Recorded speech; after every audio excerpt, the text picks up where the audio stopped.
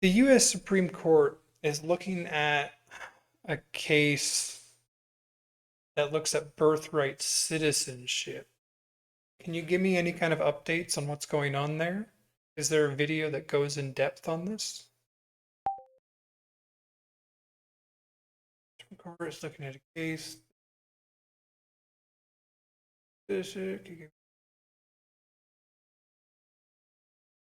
So, Canada has birthright citizenship, which means if you're born on Canadian soil, you're a Canadian citizen. But it's becoming far more common now in many countries to remove it because there's a lot of ways to abuse that system. I don't want to look at a map. Give me a second.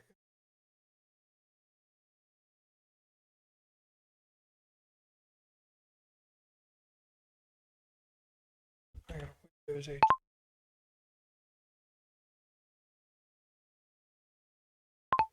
Birthright citizenship map. Birthright citizenship map. Images. Which countries have birthright citizenship?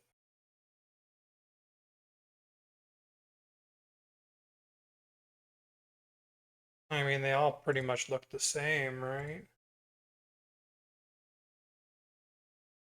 Yeah, you can see that like North and South America are the only places where that law was common. And there's other things like parents must also have been born in country to get birthright citizenship. That makes sense. Parents must be legal residents, limited to particular groups. Yeah, see, it's not common at all in Europe. Although South America, common there. Okay, here we are. The U.S. Supreme Court heard oral arguments yesterday in the high-profile case Trump versus Barbara, which directly challenges President Trump's January 20th, 2025 executive order attempting to limit birthright citizenship. So they've heard oral arguments, which means they're not going to have any kind of. I don't know if I want to get into this until no decision has been issued yet.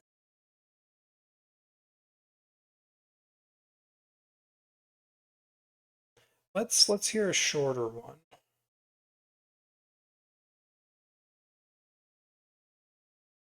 But we start at the U.S. Supreme Court, where President Trump's effort to end birthright citizenship in the United States meets the test of questions from justices on the high court. So at issue today, is President Trump's executive order ending birthright citizenship constitutional? President Trump made history, becoming the first sitting U.S. president to be present for those oral arguments at the U.S. Supreme Court. You see his vehicle right there. So he went to them?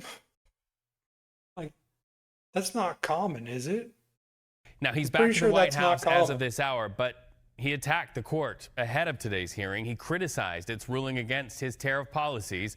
He also says his birthright executive order would stop what he calls the sale of U.S. citizenship around the world.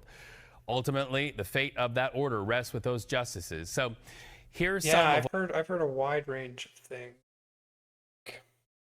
People paying surrogates to have their children in the US so that they have ties that are US citizens, which then like it makes it easier to become a US citizen if you have ties that are already US citizens. what the attorney arguing against the president had to say after court. Listen. I come out of the court today with the thought of my parents and so many of our parents and ancestors who came to this country seeking refuge, seeking new opportunities, and who relied on the rule that we've had in this country for 150 years, that everyone born here is a United States citizen, all alike. And I'm confident that the court is going to. I mean, like, that's only common in North and South America, that rule. Across all of Europe, they don't have that. We just looked at a map. Turn back this president's effort to radically rewrite our 14th Amendment rule of birthright citizenship. So let's talk to somebody who keeps me grounded and smart. CBS News chief legal correspondent Jan Crawford joining us outside the Supreme Court. Okay, so you were there. You heard those oral arguments. First, take us through what you heard in a general sense, Jan. Well, in the most general sense, Reed, I think we can all pretty much safely say that President Trump is going to lose another case in the Supreme Court. You mentioned he lost. So this was like an executive order. This wasn't their House of Representatives passing a law. This was just an order from Trump. Because from what I understand, like, the president of the US doesn't have the authority to remake the Constitution. But the House of Representatives can pass legislation to do so, right?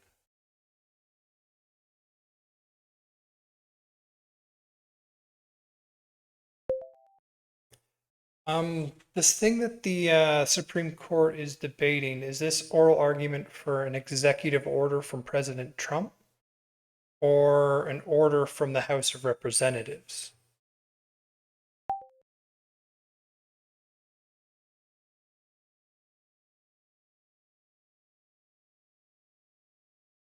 President Trump, or is it? I mean, usually AI understands what I'm trying to say, what I want to figure out here. It's the oral argument for a challenge to an executive order issued by President Trump, not anything from the House of Representatives or Congress more broadly.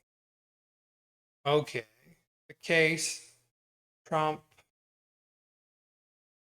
Okay, I don't actually want to go into detail. The House of Representatives played no role in issuing or passing this.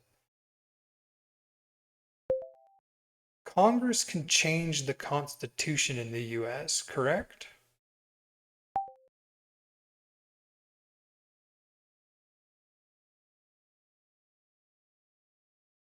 No, Congress cannot change the US Constitution on its own.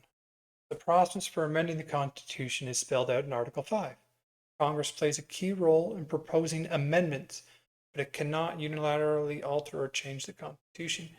Any proposed amendment must also be ratified by the states. Ooh. Here's how it works in practice. The standard and only used path. Proposal by Congress. An amendment must pass by 2/3 vote in both the House of Representatives and the Senate. Supermajority, not a simple majority. So that's hard to do. I think for something like this, you might be able to do that, though. The president has no role and cannot veto it. Ratification by the states. The proposed amendment then goes to the states. It becomes part of the Constitution only when ratified by 3/4 of the states. Whoa. So the 2/3 in Congress is hard to hit. The 3/4 of the states, that's really hard.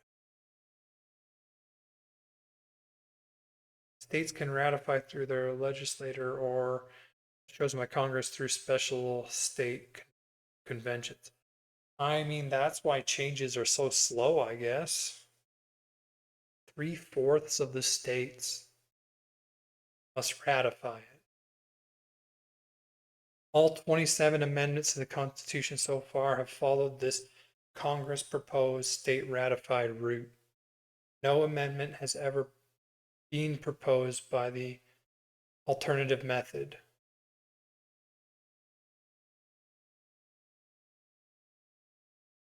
The alternative path, never used. 2/3 of state legislators can petition Congress to call a national convention for proposing amendments. Any amendment that comes out that convention would still need to be ratified by 3/4 of the states. So it's still got to go through the hardest part. So 3 and 4 states have to agree. I mean, I don't see it getting through that way. Getting the 2/3 Congress to agree. The Republicans control Congress, but not a supermajority.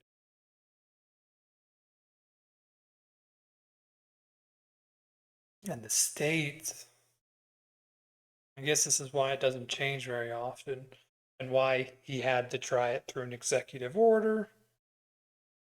And given how there is absolutely no precedent for that, it's going to get shot down. But I mean, like, when we looked at the birthright citizenship map, can I go to that?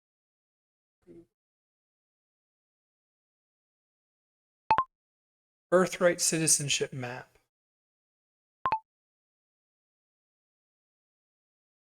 Let's go this up for a second. Like, additional conditions apply. A lot of Europe has something with conditions. I mean, I think you should have it with conditions. Personally, like, I think Europe's been figuring this out. Canada, the US, and a lot of these countries are slow to pick it up.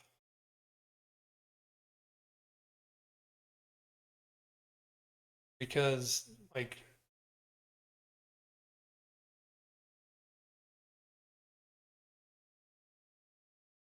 but holy crap, is it hard to change the Constitution in the US.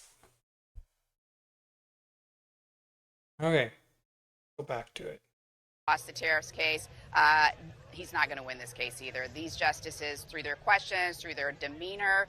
Yeah, he's not going to win at all. But him bringing it up brings it into the Overton window. Like, it's the first step getting it changed. And now, if rather than ending it, add conditions to it and try and get that through Congress and try and get that through the states. And you might see success there. More likely success there than what he's doing right. They clearly indicated today that they do not believe that President Trump can redefine what it means to be a citizen in this country by the sign of a pen with an executive order. That long-held understanding that if you're born on U.S. soil, you're a U.S. citizen. They do not believe that President Trump can just come in and say, unless, of course, your parents are here illegally. This is a part of their constitution, right? I want to say the 14th Amendment. Is birthright citizen a part of the U.S. Constitution? What is the 14th Amendment? I remember reading 14th Amendment somewhere. Let's see. Yes, birthright citizenship is explicitly part of the U.S. Constitution. So, I believe it was written, like, for the children of slaves. That is why it was adopted. And it's being used in obviously different ways now. Through the Citizenship Clause in the first sentence of Section 1 of the 14th Amendment. Exact text: all persons born or naturalized in the United States, subject to the jurisdiction thereof, are citizens of the United States and of the state wherein they reside. This was ratified in 1868 as part of the post-Civil War amendments. Yeah, the slavery, right after slavery stuff.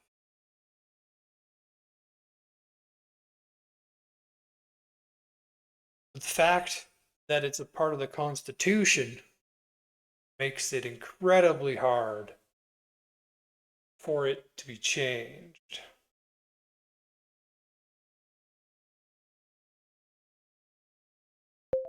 Is birthright citizenship in the Canadian Constitution? I'm guessing the Canadian Constitution is probably equally hard to change. No. Stop scrolling on. No, birthright citizenship is not a part of the Canadian Constitution. Canada grants citizenship to most people born on its soil, a principle called just souls or right of the soil. But this is established through ordinary legislation, primarily the Citizenship Act, rather than being enshrined in the Constitution. Changing the Constitution is the hard part. Key details on Canadian birthright citizenship, current rule. Under section blah, blah, blah, the Canadian Citizenship Act, a person is a Canadian citizen if they were born in Canada after February 15th, 1977. We added this a lot more recently, with very limited exceptions, such as children born to foreign diplomats. Okay. Reasonable exceptions. This has been the general approach since the first modern Canadian Citizenship Act in 1947. Like, I personally lean towards a style like Europe, with additional birthright citizenship, but with additional condition. I think there was a map that laid out what some of those conditions were. Here we go. So some places, the green, parents must also have been born in the country. You're a citizen automatically if your parents were also born. The orange, parents must be legal residents. Probably covering this with my camera. Can I make this bigger? Chart and new tab. Oh, let's see if we can zoom in. Yep. So the green, parents must also have been born in country. A lot of Europe, some of the big countries in Europe. Orange, parents must be legal residents. I mean, that just makes sense to me. The orange one. Poland, UK, Australia. Light blue, limited to particular groups. I mean, like that. I don't know why you do that one. Black, generally applicable, must apply though. Yeah. So North and South America are the places that do birthright citizenship just on birth. Back to the right sides.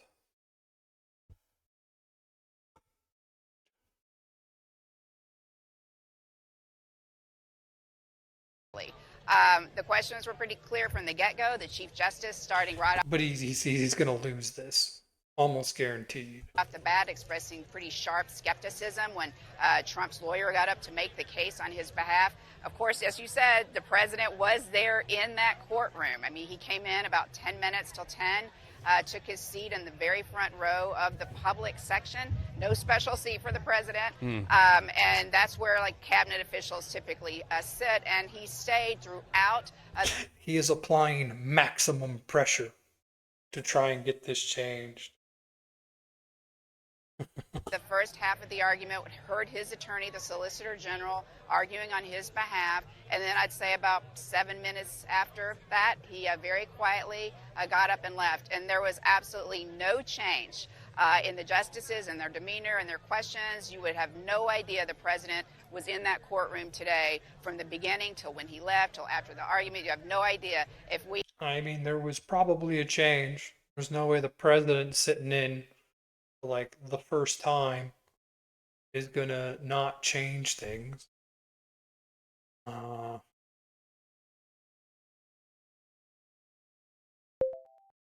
Before Trump, has any president sat in on a Supreme Court reading like this one? Let's see, did he change? Is he the first? No. Before President Trump on April 1st, 2026, no sitting U.S. president has ever attended a Supreme Court oral argument. I mean, it's not that they can't, it's just they never have. This was widely reported as a historic first. Both the Supreme Court itself and the Supreme Court Historical Society confirmed there is no official record of any prior sitting president attending oral arguments during their time in office. President Trump attended the oral arguments in the birthright citizenship case, Trump versus Barbara, April 1st, 2026.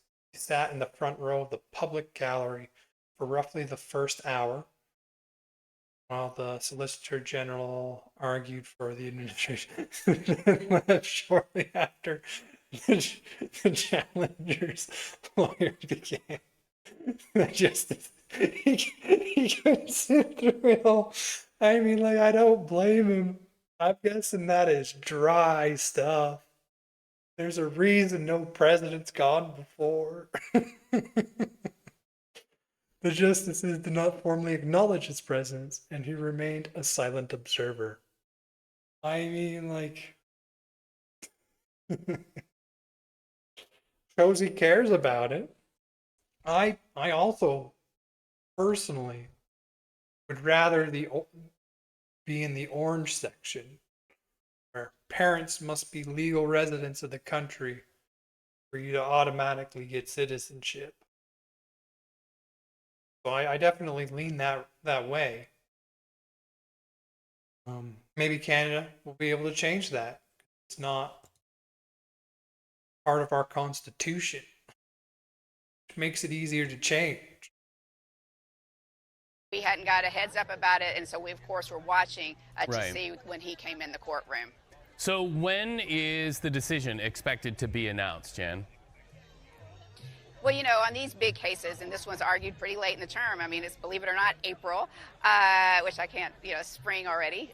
So this case I would not expect to get before the very end of June. Those cases, these big, weighty constitutional questions that sometimes divide the justices, take longer for them to write, and already we're kind of toward the end anyway. So the justices like to wrap up all their opinions, and they've got some big ones this term, Reed. They like to wrap those up by the end of June. That's when their session typically ends. I would expect this one they'll be able to do pretty quickly. I would think that this is going to be a case, again, that the Supreme Court is not going to be sharply divided on. I would guess maybe one or two justices may think Trump has a pretty good argument, but it's likely, I would expect.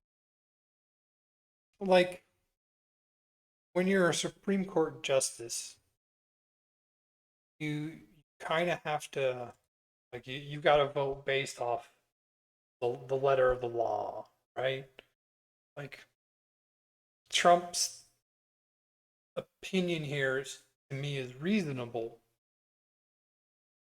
I don't know the exact thing he's trying to change, but moving birthright citizenship into some kind of alternative system, like any of the other alternative systems, like not getting rid of it entirely, but using parents must be born in the country or parents must be legal residents, adding some condition there, like that seems reasonable to me. I imagine to most of the judges it probably also seems reasonable, but this is in their constitution. To change their constitution, they have a very specific system that must be followed. I don't see Trump being able to go through that system. He did it with an executive order because he also doesn't think he can go through that system. Back 7-1. So he's going to get shut down. I mean, a 7-2, 8-1. But we'll see when that opinion comes out which way they go. Jen Crawford calling the courts, and also love how you call basketball. Big fan. Thank you so much, friend. Thank you. Good to Thanks. talk to you. President Trump back at the White House now after listening to his Solicitor General make those arguments to keep that executive. Like the first hour. How long did they go on for? How long did the oral arguments go on for? How long was he there? Roughly the first hour.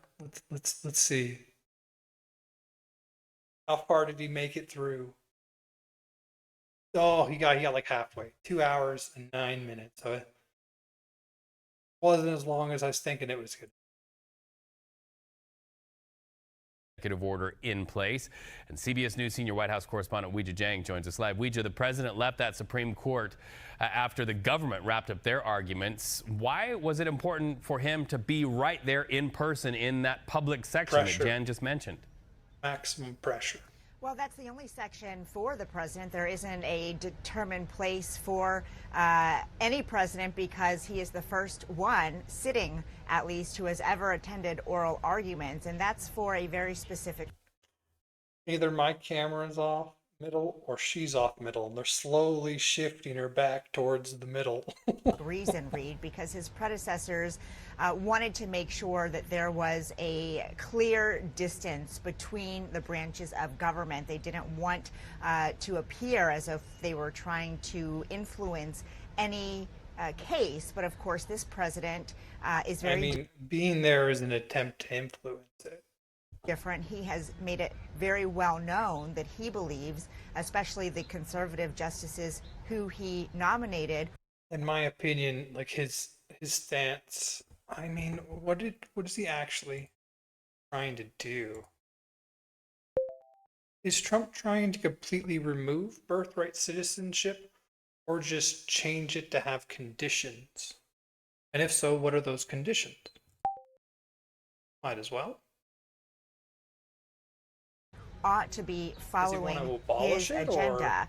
And so he had no problems about going there and listening to these arguments, which really shows how important this case is to President Trump. There have been other massive cases. In fact, we just got a ruling on the tariffs case, and that is the heart of his entire economic policy. He didn't even go listen. Is that Pam Bondi? Isn't Pam Bondi? Did she just get fired? Oh. Okay, but I don't want to get off those track. arguments. So this should tell you how much he cares about this issue. In fact, as soon as he came to office this term on day one, he signed that executive order to end birthright citizenship. But as Jan just laid out, it doesn't appear that he's going. So she says he wants to end it. Is that what he's trying to do? President Trump is not trying to completely remove birthright citizenship. Instead, his January 28, 2025 executive order seeks to narrow it by adding conditions based on the parent's immigration status at this time of the child's birth in the U.S. Parents' immigration status. So that parents must be legal residents. So he's trying to go orange on the map. Which, I mean, that's the one I want. I personally think Canada should go for. Going to win this battle. Of course, it's something we expect he will continue to talk about, as he has done since he came here to the White House. Well, and he's not only making headlines for that Supreme Court appearance and then his follow-up post on Truth Social, but he'll also make headlines later today when he addresses the American people regarding the war in Iran. What do you expect to hear from the president on that? Okay, well, now they're getting off topic. We're getting into his speech on the war. Okay, so that about clears it up for me, I think. In the end, oh, too much zoom. In the end, Trump from my understanding, is trying to make his country go orange. But it's a part of the Constitution. Constitution has to be changed in a very specific way in the U.S., and there's a very high bar to reach. What was it? 2/3 of Congress and then 3/4 of states. That's hard to change.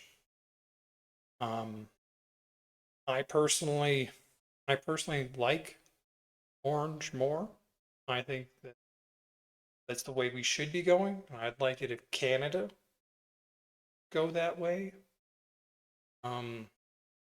It's not a part of our Constitution and should be easier for us to change.